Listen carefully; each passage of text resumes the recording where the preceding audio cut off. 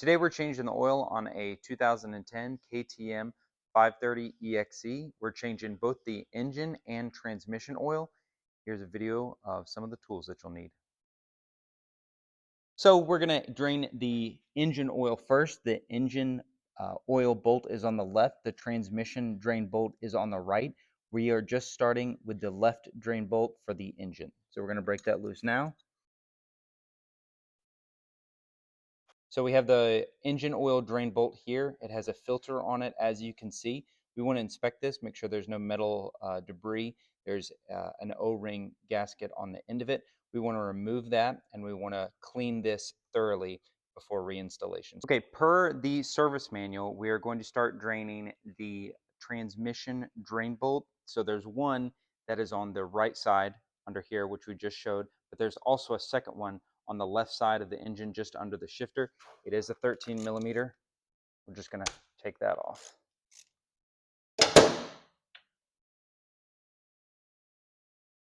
So this also has a magnetic tip on it, and so we're going to inspect that for any sort of metal shavings or anything like that, and I'm going to clean this up as well.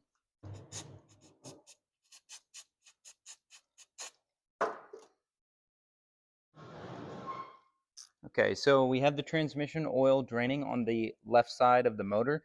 We're going to take out this transmission drain bolt as well. It is the one on the right side. Okay, now that the transmission oil is draining out of the left side of the engine from the left side drain bolt, we're going to now remove the drain bolt for the right side for the transmission oil, for the remainder of the transmission oil. There should be just a little bit left in here, so we're going to let that drain out. And as you can see, this also has a screen. You're going to want to clean this small filter. You want to make sure there's no metal debris or anything like that in it. It does have a small O-ring on the end. I recommend removing that O-ring if you plan to clean it with some sort of brake cleaner, parts cleaner, or something like that. Okay, before we reinstall either one of these drain bolts, I am going to clean this area. I know it's still got a drop or two of oil coming out of there, but the transmission oil actually looked very clean. So I'm really not concerned about it, but I'm going to make sure that that area is nice and clean. The bolts are nice and clean before I reinstall them. And I am going to go ahead and install the engine oil drain bolt first. I always like to get the threads started with my fingers to make sure it's not cross-threaded in any way. Transmission drain bolt going back in for the right side of the motor, and make sure these do not get mixed up. The engine oil filter is the longer of the two if you do set them down and they get tossed aside. Now we're going to tighten both of these to 14 foot-pounds. Okay, so we're going to reinstall the transmission drain bolt on the left side. Again, I like to start it by hand just to make sure those threads go on smoothly. You do want to lift up your shifter just a hair, just for a little bit easier access. And this again is 14 foot-pounds. We're going to just snug this up here for now. Next, we're going to remove the oil filter cover, which is going to be right here. I believe it's a T30 or an 8 millimeter, which you're going to need to remove that cover.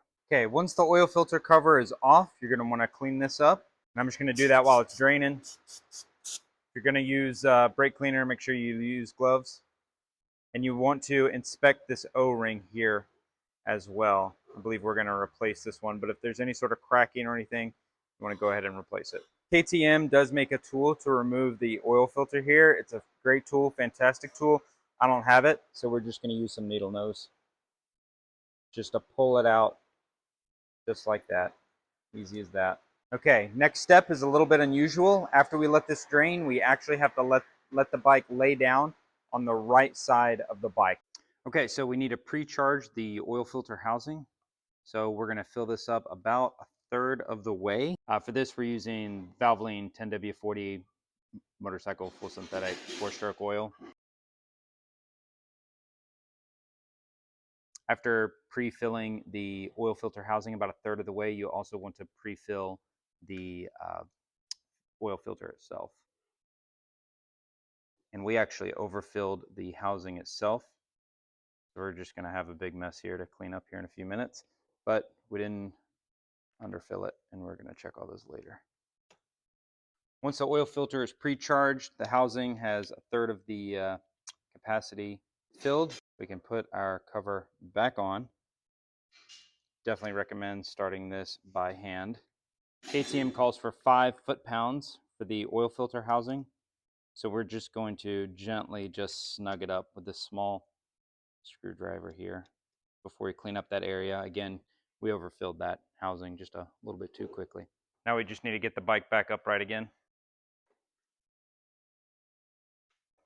Now that we have replaced the oil filter, pre-charged the oil filter housing, I just like to give it another quick wipe down and clean up. And we'll do this a little bit more off camera. It's just hard to do it with everything in the way here. But once that's all cleaned up, you do want to make sure you clean it up just to double check for any sort of leaks or anything. But this is the oil fill plug here.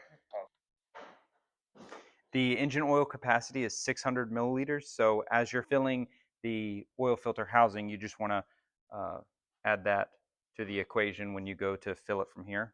And I do like to real quickly just wipe this area around the fill cap just to make sure no debris gets in there.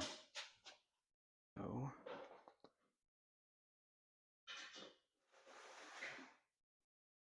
okay, replace your fill cap. We're going to start it up, run it for a couple seconds before you come back and check the oil level sight glass. But next thing we need to do is fill the transmission oil. It's this cap on the rear of the motor.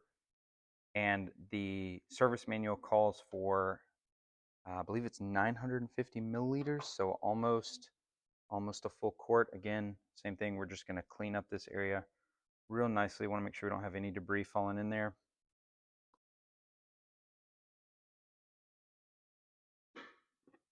Okay, and once that's filled, we're going to go to the right side of the bike, and I'm going to show you how we are going to check and make sure this is filled to the proper capacity. So we're going to put this cap back on for now, and if you have smaller thumbs, it's easier to put the cap on.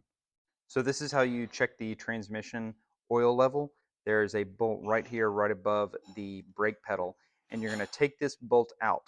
If no oil comes out of this hole, you need to add a little bit more. If you have a drop or two that comes out, you want to wait till that oil is fully out of the bike, and you'll put the bolt back in, and that will ensure that it's at the proper level.